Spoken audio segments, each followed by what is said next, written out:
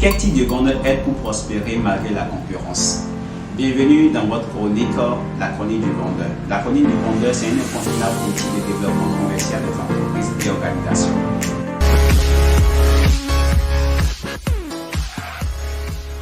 Tatiana Soumoulé, consultant en ingénierie marketing et croissance des entreprises.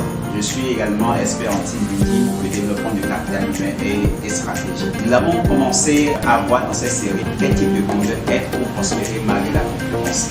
Nous avons parlé du cadran des vendeurs. Le cadran 1 qui est quoi? Le preneur, le vendeur preneur d'autres.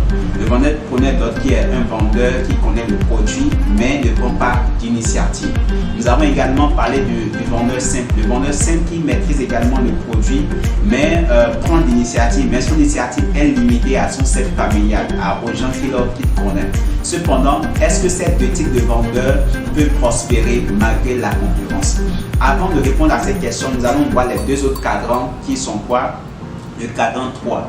C'est quoi le cadran 3? Le cadran 3, c'est le vendeur. Le bon vendeur, c'est qui le bon vendeur? Le bon vendeur, c'est celui-là qui connaît le produit parfaitement dans tous les sens du terme, qui obtient le résultat, qui peut aller conquérir de la clientèle sur n'importe quel type de marché, prendre l'initiative, qui n'a pas honte d'aller vers les clients, qui a une allure, qui maîtrise le produit, qui a une très grande confiance en lui-même. Le vendeur d'offres, c'est ce vendeur-là qui produit du résultat. Quand vous l'envoyez sur le marché, il vous ramène le résultat. Mais lui, quel est son défaut? Quel est le défaut du bon vendeur?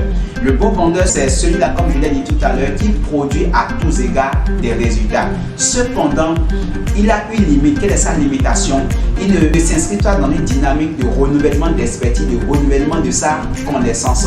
Il se base toujours sur les connaissances antérieures qu'il connaît. Il se base toujours sur les acquis du passé et il répète toujours les mêmes démarches, les mêmes stratégies et les mêmes techniques. Alors, le dernier cadran, c'est quoi? C'est le cadran 4. Le cadran 4, c'est l'expert vendeur. C'est qui l'expert vendeur? Contrairement au bon vendeur, l'expert vendeur, c'est celui-là qui maîtrise parfaitement le produit, qui maîtrise la description du produit, qui peut vous produire la fiche technique de votre offre commerciale.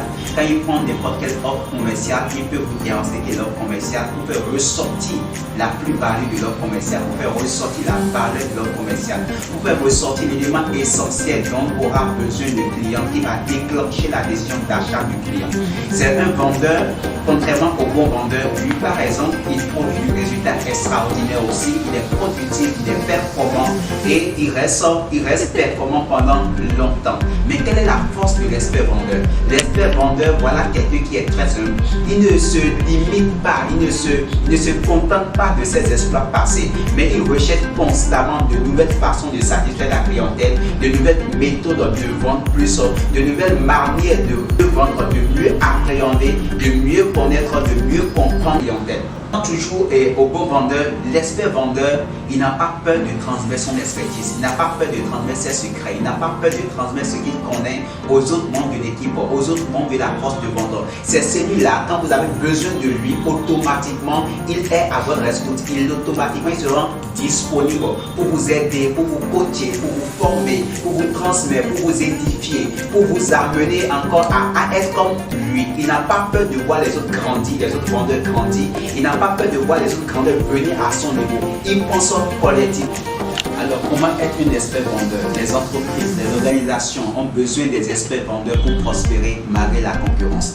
Le cabinet Essidari a une certification de formation en expertise et closing.